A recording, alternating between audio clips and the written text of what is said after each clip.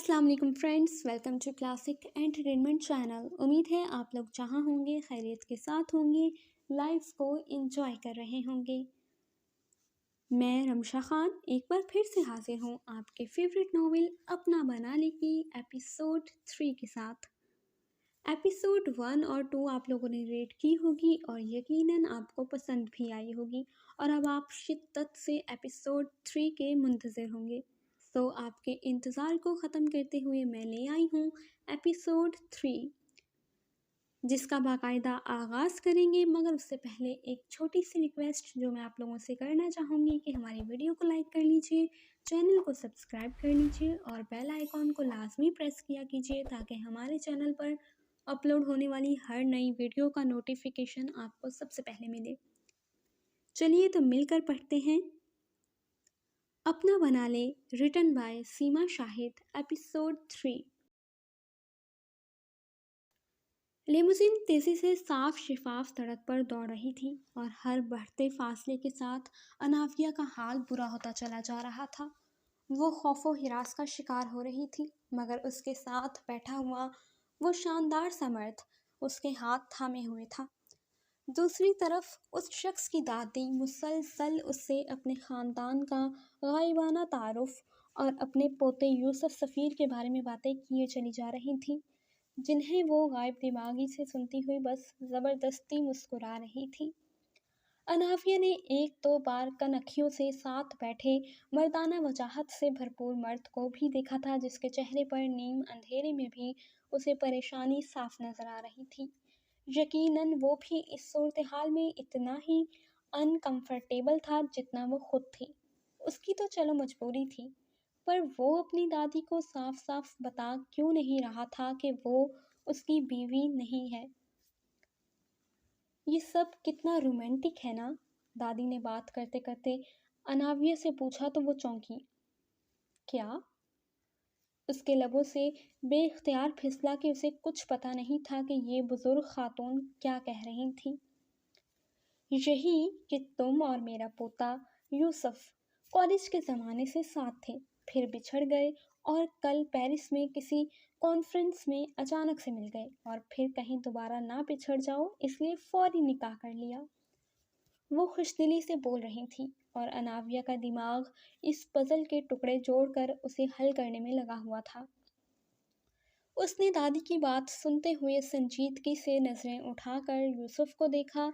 एक लम्हे को दोनों की नज़रें मिली थीं। वो आंखों ही आंखों में उसे चुप रहने का इशारा कर रहा था। मुझे तो ये सब पता ही नहीं चलता अगर कल मैं यूसुफ को फ़ोन नहीं करती, और बस देख लो मेरी किस्मत अच्छी थी कि उसका फ़ोन तुमने उठा लिया और यूं मुझे तुम्हारे बारे में पता चल गया। वैसे, वो बोलती हुई अनाविया की सिमत झुकी, मैंने कहीं कल रात फ़ोन करके तुम दोनों के स्पेशल मोमेंट्स को डिस्टर्ब तो नहीं कर दिया था? वो शरारत से पूछ रही थी और अनाविया का चेहरा उनकी बात सुनकर सुर्ख पड़ गया था। आखिर इस शख्स के साथ क्या हुआ था? देखने में खासा हैंडसम डैशिंग था। लिबास, गाड़ी, ड्राइवर और उसकी पर्सनैलिटी साफ जाहिर था कि वो किसी अमीर घराने का चश्मो चराग था। तो फिर ऐसा क्या हुआ कि जिस लड़की को ये अपनी बीवी बनाकर यहाँ लाने वाला था वो उसे छोड़ गई? क्या उस जैसे हैंडसम गुड लुकिंग मर्द को भी कोई लड़की छोड़ सकती है? अनाफिया ने सोचते हुए एक बार फिर से उसे देखा। उसके चौड़े शाने, दराज कद, घना शेव, ट्रिम एंड फिट बॉडी, महंगे कपड़े, मजबूत मर्दाना कलाई में घड़ी, वो किसी भी तौर पर नज़रअंदाज किए जाने के काबिल नहीं था। मुझे नहीं पता कि कभी तुम्हें यूसुफ ने मेरे और तुम्हारे दादा ससुर के बारे में कुछ बताया है कि नहीं, पर उसके दादा बहुत मजबूत और बाअसर आदमी थे। उन्होंने मुझे देखा तो बस दीवाने हो गए थे और 1 महीने के अंदर अंदर मेरे सारे ख़ानदान को मनाकर शादी करके दम लिया था। ये मेरा पोता यूसुफ अपने दादा पर ही गया है। मुझे पूरा यकीन था कि ये लड़कियों से दूर भागने वाला जब मोहब्बत में पड़ेगा तो सारी ज़िंदगी उस मोहब्बत को निभाएगा। वो اور اپنی محبت کے درمیان کسی کو بھی نہیں آنے دے گا۔ بہت پوزیسو ہے یہ۔ وہ اسے یوسف کے عادات کے بارے میں بتا رہی تھی اور اناویہ انہیں دیکھتی ہوئی اپنے دماغ میں اس پزل کے سارے ٹکڑے اپنی دانست میں جوڑ چکی تھی۔ یہ بزرگ خاتون اسے اپنی پوتی بہو سمجھ رہی تھی اور اس میں ان کی کوئی غلطی بھی نہیں تھی۔ وہ تو ایئرپورٹ آئی ہی ایک جوان لڑکی کو ریسیو کرنے کے لیے تھی جو ان کے چہیتے پوتے کی نئی ایک روز پرانی منقوہ تھی، اور انہوں نے کون سا پہلے اس لڑکی کو دیکھا ہوا تھا، تو ان کا اسے اپنی بہو سمجھ لینا ان کی غلطی نہیں تھی۔ غلطی تو اس یوسف سفیر نامی دادی کے پوتے کی تھی۔ وہ تو سب جانتا تھا، سب آگاہی رکھتا تھا، تو آخر وہ اپنی دادی کی غلط فہمی دور کیوں نہیں کر رہا تھا؟ اور سب سے اہم سوال، اس کی بیوی کدھر تھی اور ساتھ کیوں نہیں آئی تھی؟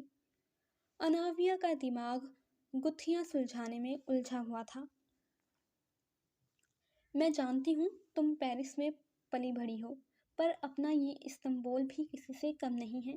امید کرتی ہوں کہ تمہارا یہاں دل لگ جائے گا، تمہیں یہاں کسی قسم کی بوریت نہیں ہوگی، اور تم یہاں بھی ایک اچھی رنگین زندگی آرام سے گزارو گی۔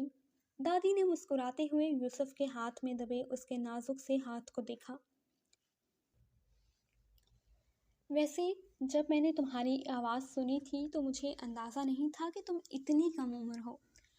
فون پر تم مجھے خاصی بڑی عمر کی لگی تھی، لیکن تم تو یوسف سے کم بھی 7 سال تو چھوٹی ہی ہوگی۔ عذرا بھی بہت خوش تھی اور اناویہ ان کی باتیں سنتے ہوئے زبردستی مسکرا رہی تھی۔ بہو، تمہیں میرا اتنا بولنا برا تو نہیں لگ رہا؟ اب کے دادی سنجیدہ ہوئیں۔ نہیں، بالکل نہیں، آپ تو بہت اچھا بولتی ہیں۔ اناویہ جلدی سے اپنی آنکھیں جھپکتی ہوئی بولی تو اس کی اس ادا اور معصومیت سے سر ہلا کر بولنے پر سنجیدہ بیٹھے یوسف سفیر کے چہرے پر ایک مسکراہٹ ابھر کے معدوم ہوئی تھی۔ یقیناً اس لڑکی اور دادی کی اچھی جمنے والی تھی۔ ہم کدھر جا رہے ہیں؟ راستہ لمبا ہوتا دیکھ کر اناویہ نے سرگوشی میں سوال کیا۔ دادی اس وقت کسی کو فون پر کچھ ہدایات دے رہی تھی۔ میرے گھر، اس کی دھیمی مگر بھاری گھمبیر آواز اناویہ کے کان کے پاس ابھری۔ وہاں میری دادی نے میرے اور میری نئی دلہن کے لیے ایک ریسیپشن پارٹی ارینج کی ہوئی ہے، وہ سپاٹ طنزیہ انداز میں بولا تھا۔ کیا اس آدمی کا دماغ ہلا ہوا تھا یا یہ پاگل تھا؟ بیوی اس کی موجود نہیں تھی اور یہ اپنے اور اپنی نئی نویلی دلہن کے لیے ارینج ریسیپشن پارٹی میں جا رہا تھا۔ وہ پریشانی سے سوچ رہی تھی اور یوسف اپنا بنا تاثر والا چہرہ گاڑی کی کھڑکی کی طرف موڑ چکا تھا۔ وہ بس اس کے گھنے سیاہ بالوں والے سر کو دیکھ کر رہ گئی تھی۔ اناویہ کے لیے یہ ایک بہت طویل دن تھا۔ 8 گھنٹے پہلے وہ ایک طویل سفر کر کے خوشی خوشی دبئی اپنے وطن پہنچی تھی، اور وہاں جو انکشافات اس پر ہوئے تھے وہ سب اس کے لیے بہت تکلیف دہ تھے۔ وہ فوری وہاں سے نکل آئی تھی، بنا اپنی تھکن کی پرواہ کیے۔ بنا سوچے سمجھے وہ پہلی ہی فلائٹ پر سوار ہو گئی تھی کہ وہ جانتی تھی اگر اس کے ڈیڈی یا فیونسی کو پتہ چل گیا کہ وہ سب جان چکی ہے تو وہ فوری اسے زبردستی زاویار کے حرم کی زینت بنا دیتے کہ عربی کلچر ہی ایسا تھا۔ وہ ایئرپورٹ پہنچی تو جہاز میں اسے اپنے ڈیڈی کا چمچہ مل گیا۔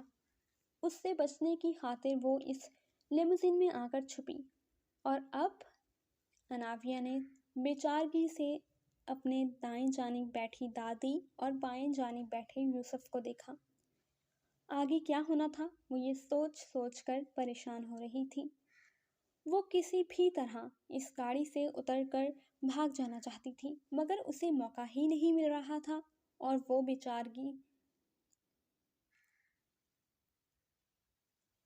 وہ بیچاری بزرگ خاتون بڑے جوش سے فون پر اپنی دوستوں سے باتیں کر رہی تھی۔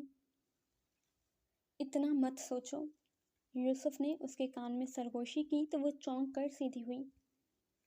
मेरे दोस्त, फैमिली मेम्बर्स और कोलीग्स सब मेरी दुल्हन को देखने के लिए जमा हैं। तुम्हें कोई प्रॉब्लम तो नहीं है ना मेरी दुल्हन का किरदार अदा करने में?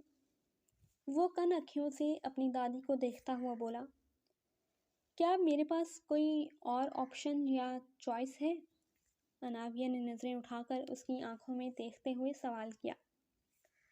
हाँ है, वो एक लम्हे के तवक्कुफ के बाद बोला। क्या? वो संजीदगी से उसे देख रही थी। मैं घर में दाखिल होने से पहले ही सब डिस्कस करूँगा, डोंट वरी। यूसुफ ने उसे तसल्ली दी तो वो उसे देख कर रह गई। अब तक उसके डैडी को पता चल चुका होगा कि वो इस्तांबुल पहुंच चुकी है और अब वो उसे ढूंढ निकालने के लिए ज़मीन और आसमान एक करने वाले होंगे। सारी खराबी ही प्लेन में जब हसन इब्न मालिक ने उसे देख लिया था तब हुई, वरना वो आराम से एक रात होटल में ठहर कर सुबह किसी क्रूज से यूरोप या डेनमार्क निकल जाती। मगर अब ये सब बहुत ख़तरनाक था। बेहतरी इसी में थी कि वो कुछ दिन इन दादी पोते के घर में छुप कर रह जाती। और वैसे भी उसने सोचते सोचते यूसुफ सफ़ीर को देखा। उन दोनों में एक चीज़ मुश्तरक थी कि उन दोनों को ही प्यार में धोखा मिला था। वो सोच रही थी जब गाड़ी एक बड़े से महल नुमा घर के आगे आकर रुकी। सामने खड़ा शोफर फौरी आगे आया। उसने अदब से पहले दादी फिर यूसुफ की साइड का दरवाज़ा खोला। चलो दुल्हन, वो उतरते हुए बोली। दादी आप अंदर चलें, हम दोनों कुछ देर में आपको ज्वाइन करते हैं। अनाफिया का हाथ थाम कर यूसुफ ने संजीदगी से कहा तो वो हंस पड़ी। माना तुम दोनों लव बर्ड्स को प्राइवेसी दरकार है, लेकिन अभी ये वक्त मुनासिब नहीं। अंदर मेहमान तुम दोनों का इंतज़ार कर रहे हैं। देर न करना, जल्दी आ जाना। वो शरारत से अपने संजीदा पोते को छेड़ती हुई गाड़ी से उतरकर अंदर चली गई। दादी के जाने के बाद ड्राइवर भी यूसुफ की हिदायत पर गाड़ी से उतर गया था। अब वो दोनों इस लंबी सी लग्जरी गाड़ी में बिल्कुल अकेले थे। यूसुफ सफ़ीर ने उसका हाथ अपनी गिरफ्त से आज़ाद कर दिया था और अब वो उसके ऐन सामने होकर बैठा उसे बेहद संजीदगी से देख रहा था। क्या मैं ये उम्मीद कर सकता हूँ कि तुम मेरी मदद करोगी ताकि मेरी दादी और मैं सब मेहमानों के सामने शर्मिंदगी उठाने से बच जाएं? वो सीधा उसकी आंखों में देखता हुआ सवाल कर रहा था। अब फैसला अनाविया को करना था। मैं बहुत कंफ्यूज हूँ। कुछ लम्हों के वक्फे के बाद वो बड़बड़ाई। मैं एयरपोर्ट पर एक आदमी से बचने की कोशिश कर रही थी और इस वक्त मुझे आपकी गाड़ी ही छुपने के लिए मौजू लगी, इसलिए वो चुप हो गई। मुझे अंदाज़ा है कि कोई ऐसी ही सूरत हाल होगी। मैं भी जब अपनी गाड़ी की तरफ आ रहा था तो बहुत परेशान था। समझ नहीं आ रहा था कि दादी खानम को कैसे फेस करूँगा। मगर हिम्मत करके जब मैंने गाड़ी का दरवाज़ा खोला तो मुझे अंदर तुम नज़र आई। वो संजीदगी से बोलते बोलते रुका। और आप इतने रहम दिल हैं कि आपने मुझे फ़ौरन अपनी गाड़ी से निकाल कर बाहर नहीं फेंका। क्यों? क्या पता मैं आपको नुकसान पहुंचा देती। वो नर्वस थी जबकि यूसुफ उसका चेहरा गौर से देख रहा था। नहीं, मैंने ऐसा एक लम्हे को भी नहीं सोचा कि तुम्हें एक नज़र देखते ही मैं समझ गया था कि मैं और तुम दोनों इस वक्त मजबूर हैं। वो सच्चे दिल से बात कर रहा था। क्या तुम सिर्फ एक आदमी को देखकर एयरपोर्ट से भागी थी या कोई और भी वजह है? उसका सवाल सुनकर अनाविया ने सर उठाकर उसे देखा। ना जाने क्यों, पर उस आदमी पर उसे भरोसा करने का दिल कर रहा था। वो किसी भी तरह से उसके फियांसी या डैडी जैसा नहीं था। आज सुबह मुझे पता चला कि मेरी ज़िंदगी में शामिल दो अफराद जिन पर मैं बहुत ज़्यादा भरोसा करती थी वो वैसे हरगिज़ नहीं थे जैसा वो मेरे सामने खुद को जाहिर करते थे। वो अपने आंसुओं को पीती हुई बोली कि अब वो भी इस भाग दौड़ से थक चुकी थी। उसकी सुरमई आंखों में दर्द था। टूटे ख्वाबों की किरचियाँ थीं। हम दोनों ही इस वक्त अपनी अपनी प्रॉब्लम्स में फंसे हुए हैं।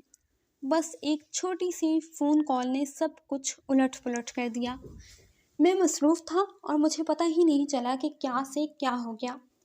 वो बोलते बोलते तुर्श हो गया और एक छोटी सी बातचीत जो मुझे नहीं सुननी चाहिए थी, उसकी वजह से मैं यहाँ ये एडवेंचर कर रही हूँ।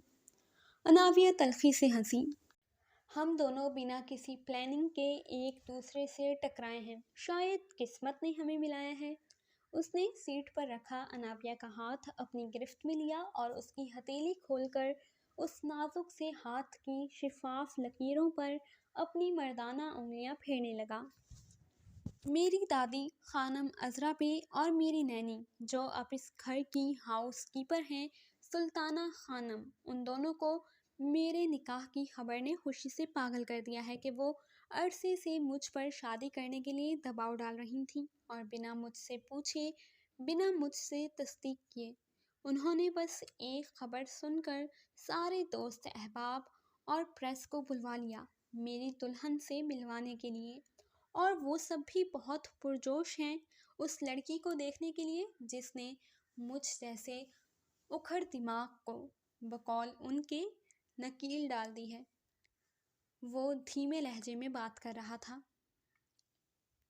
अब बताओ, क्या तुम मेरी मदद करोगी, सिर्फ एक दिन के लिए मिसेस यूसुफ सफ़ीर बनकर? वो उसके हाथ पर दबाव डालते हुए सवाल कर रहा था। जारी है। जी तो रीडर्स, आप लोगों को आज की एपिसोड भी यकीनन बहुत ज़्यादा पसंद आने वाली है और आप लोग इस स्टोरी को लाइक भी कर रहे होंगे। और आपको क्या लगता है कि अब अनाविया क्या जवाब देगी और आगे क्या होने वाला है, ये सब जानने के लिए आपको जुड़ा रहना पड़ेगा हमारे साथ, क्योंकि बहुत जल्द मैं इसकी नेक्स्ट एपिसोड के साथ हाजिर होंगी। तब तक अपना ख्याल रखिएगा, दुआओं में याद रखिएगा। अल्लाह निगहबान।